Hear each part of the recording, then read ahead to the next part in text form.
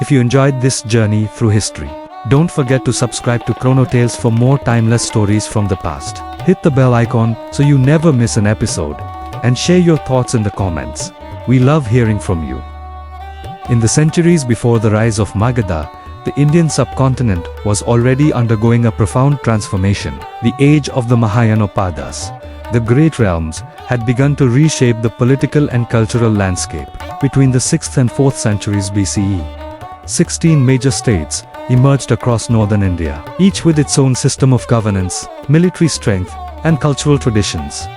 This was an era when the fertile Gangetic plains became the heartland of power, and iron tools revolutionized agriculture, enabling farmers to produce more food than ever before. With surplus harvests came bustling markets, trade routes, and the growth of towns into urban centers. This period laid the foundations for political rivalry, alliances, and conquests that would ultimately pave the way for the dominance of Magadha. But before that dominance could rise, the Mahajanapadas themselves thrived in a world of ambition, wealth, and competition.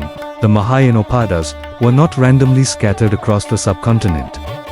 Geography played a decisive role in their rise. Most of these powerful realms were located along fertile river valleys, where agriculture could sustain large populations. The Ganga and Yamuna river systems provided abundant water for crops, supported fishing communities, and enabled riverine trade.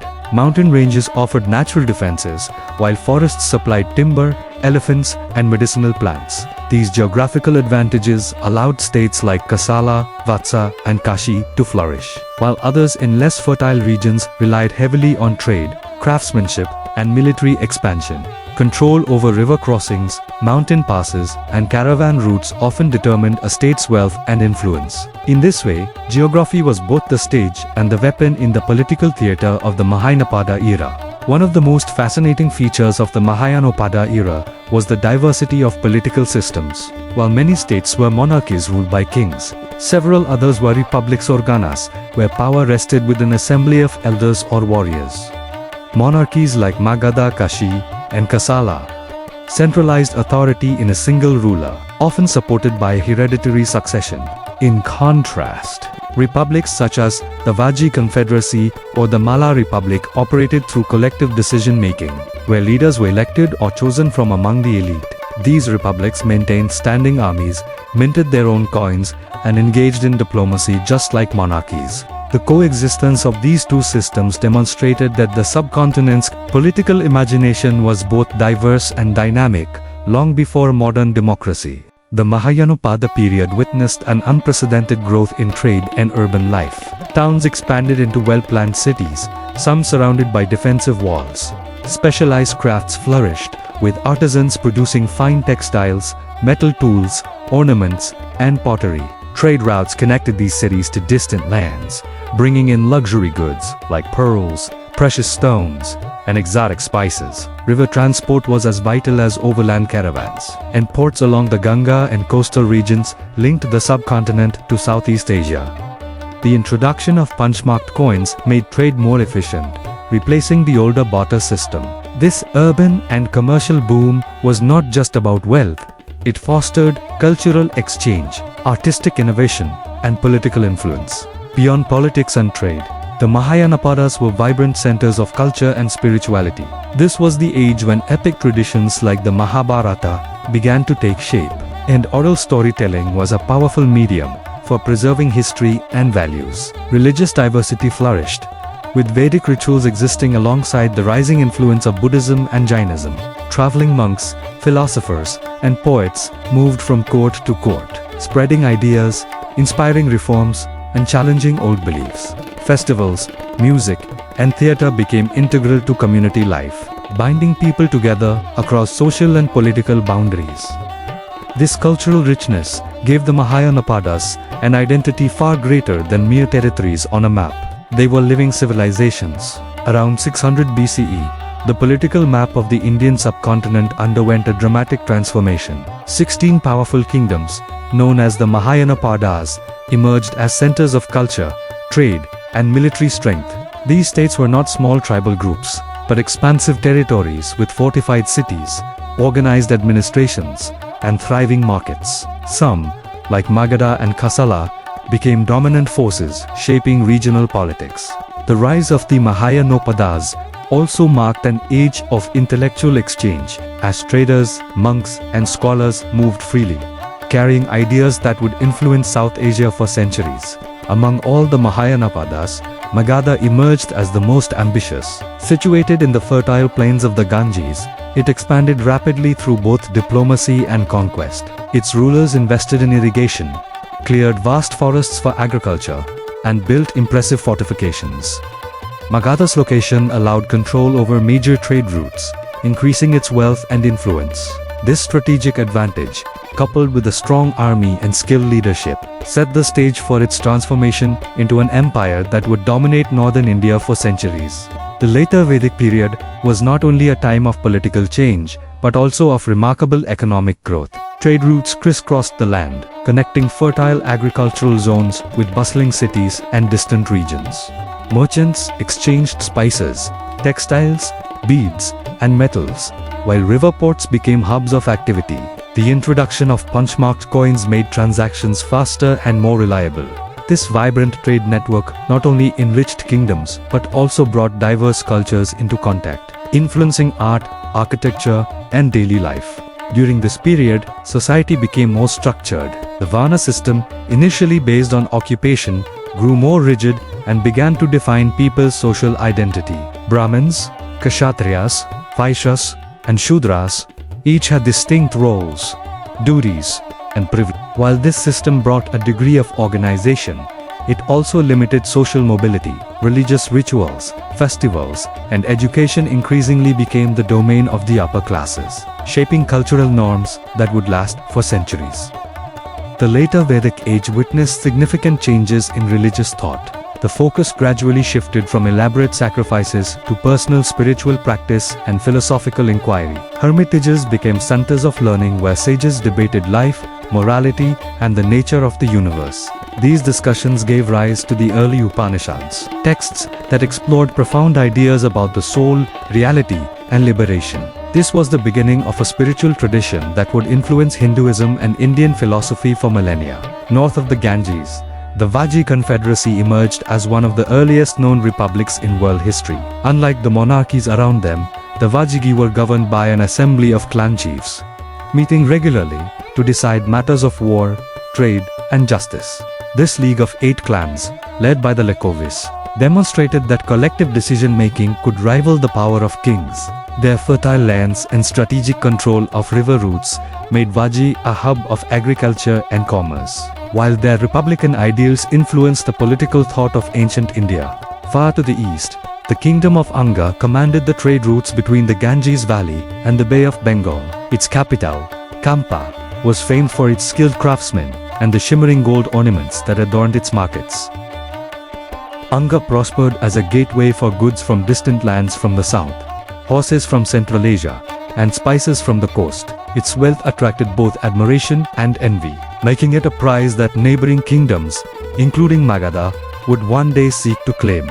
Along the eastern coast, Kalinga flourished as a maritime power. Its skilled shipbuilders and fearless sailors ventured far across the seas, linking India to Southeast Asia and beyond. Kalinga's prosperity rested on its mastery of ocean trade, exporting fine textiles, spices, and precious stones, while importing rare woods and exotic animals.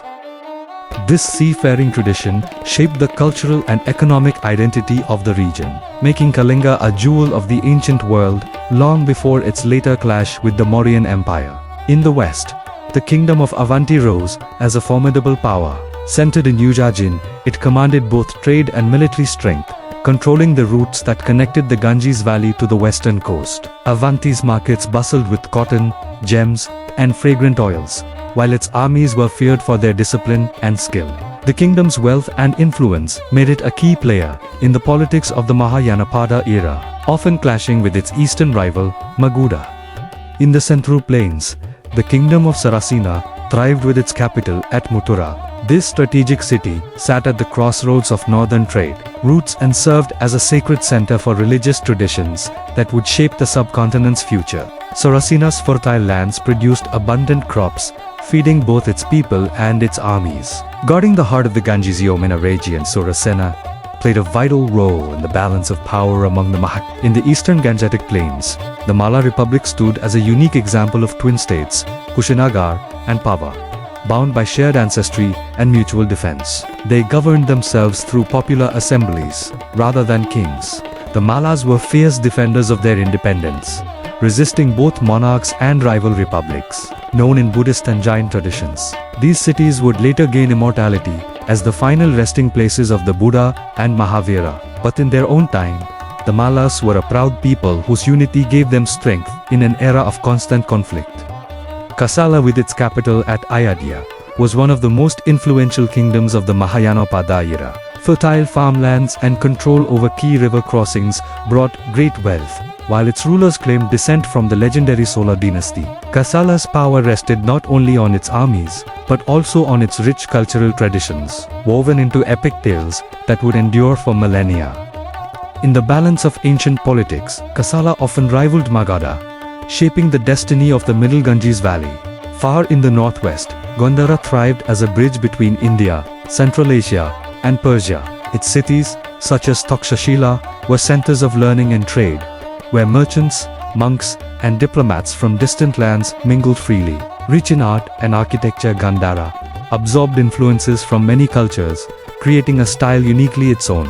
Its position on the great trade routes ensured prosperity, while its openness to ideas made it a cultural crossroads of the ancient world. On the rugged northwestern frontier lay the land of the Kambojas, famed for their cavalry and martial skill. Masters of horse breeding and mounted warfare, they were vital allies or dangerous foes to the kingdoms of the plains. Their highland pastures produced strong steeds sought after across the subcontinent. In trade, culture, and war, the Kambojas stood as the fierce guardians of India's northwestern gateway. Southwest of the Ganges basin lay Matsya, a kingdom sustained by both land and water. Known for its fishing communities and fertile fields, Matsya's prosperity came from its rivers, which provided food, transport, and trade. Its capital at Viratanagara held strategic importance, guarding the approaches to the western kingdoms. In the rhythm of its waters and the richness of its soil, Matsya found the balance that kept it strong amid the shifting tides of the Mahajanapada age. Along the banks of the Yamuna lay Sarasena, with Mutura as its shining heart. Fertile lands and vibrant trade brought wealth to its people, while the city's sacred sites drew pilgrims from far and wide. Known in later tradition as a cradle of Krishna's legends, Sarasena in the Mahajanapada age was a thriving urban center, blending spiritual devotion with commercial vigor. Its strategic location made it a link between the Gangetic Plains and the lands of the west. Vatsa, with its capital at Kaushambi, commanded the meeting point of trade routes along the Ganges and Yamuna. Its kings were known for their patronage of learning, drama, and diplomacy. The city's markets bustled with goods from distant lands, and its scholars shaped ideas that would spread far beyond its borders. In both wealth and wisdom, Vatsa stood among the proudest of the Mahajanapadas. South of the Ganges, in the heart of central India, lay the kingdom of Chedi. Known from the earliest traditions, Chedi's rulers claimed descent from heroes of epic legend. Its fertile lands and strong fortresses gave it both stability and security. Though not as expansive as some neighbors, Chedi's heritage and strategic position kept it a respected presence in the politics of the Mahajanapada age. Far to the south, beyond the heartland of the Ganges, the Asaka kingdom thrived along the banks of the Godavari. Its location gave it control over southern trade, connecting the Deccan with the northern plains. Rich in forest produce, metals, and agriculture, Asaka was the Mahajanapada world's southern sentinel, guarding the routes into peninsular India. In the west, Avanti flourished as a center of power and culture. Its twin capitals, Ujjain and Maheshmati, commanded the routes between northern India and the Deccan. Avanti's rulers were ambitious, its merchants wealthy, and its temples magnificent. As both a political and cultural force, Avanti stood as the western gate of the Mahajanapada world, looking outward to lands beyond the subcontinent.